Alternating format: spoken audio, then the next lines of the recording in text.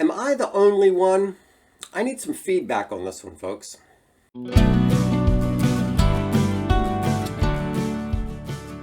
Hi, everybody. My name is Greg Crable, and this is my podcast, Something I Learned Yesterday, where I talk about things related to publishing in just a few minutes. Today's podcast will sound autobiographical, but please work with me here. I don't intend it to be. This really isn't about me. But I have to start with me, unfortunately. I often feel as if I'm the odd man out. And I'm not really sure if that's true or if lots of other people feel the same way and are just going along to be polite. Here are a couple of examples of what I mean. I hate it when I'm at an event and somebody tries to get the crowd all excited, based on nothing other than getting excited. I'll get excited when there's a good reason, but the guy who stands up in front and says, "Are you excited yet?" It feels like, how do I explain this? It feels like somebody's slimy, dirty hands are searching around in my insides, trying to find my emotions and squeeze them. I resent it and it's creepy. But a lot of other people seem to be just fine with it.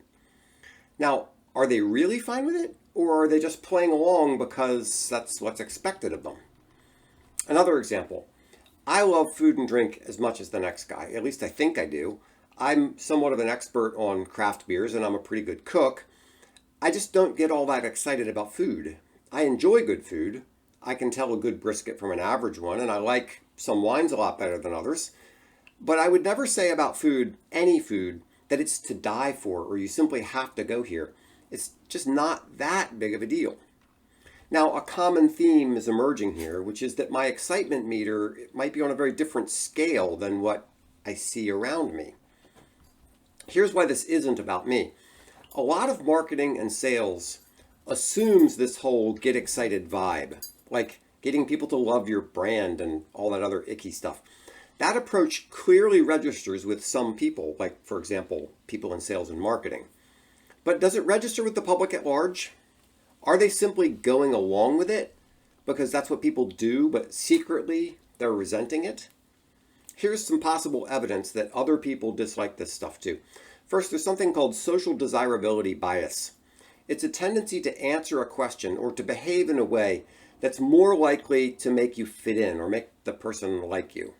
In other words, you're being sociable and trying to act in a culturally appropriate way, which is a good thing as a general rule, but it also means that just because people go along with something doesn't mean that they like it. Number two, there are introverts and extroverts out there, apparently in approximately equal numbers. And it's the extroverts who are pushing this get excited stuff, making fully half of your audience get the heebie-jeebies.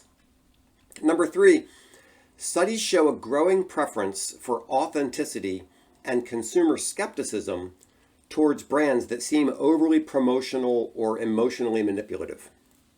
Now, there are points against what I'm saying. Some people like that high energy stuff. There are self-selected groups, I guess they're all extroverts, who relish it.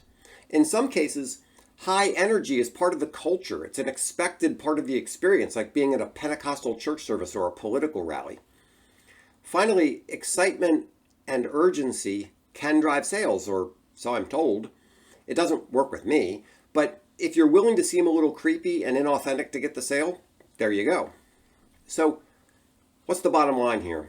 First, just because something works at the Amway sales event doesn't mean it's appropriate for your conference on electric utility regulation.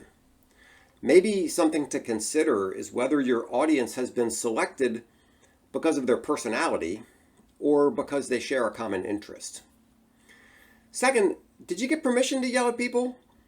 Did you warn them that you were going to put your slimy hands inside and try to find their get excited button? It seems appropriate. You don't invite your quiet aunt to the tent revival meeting without warning her what she's facing. Third, is extroversion really a necessary part of the sales process?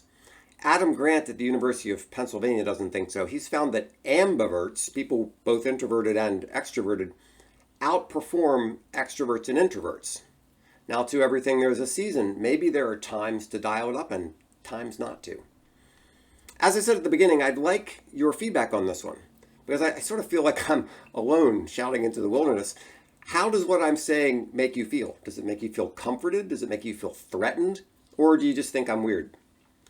So let me know in the comments. Thank you very much. Also, if there's some way I can help you with your business, please give me a call. You'll see my contact information on the next page. Thanks so much.